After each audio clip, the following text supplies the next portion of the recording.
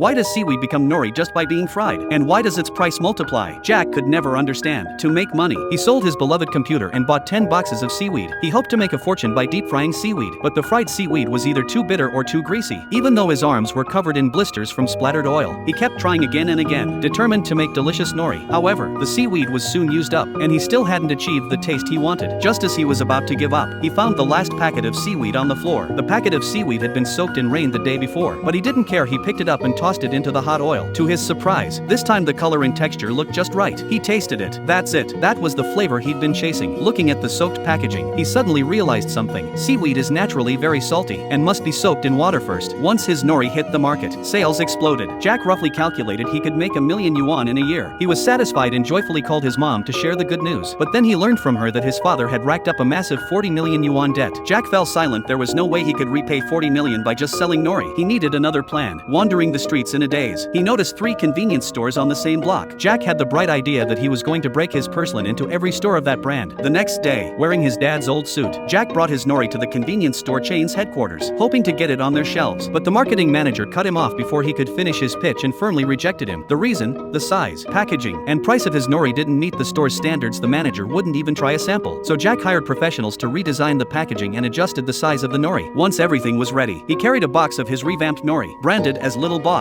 and returned to the headquarters. But a new problem soon emerged.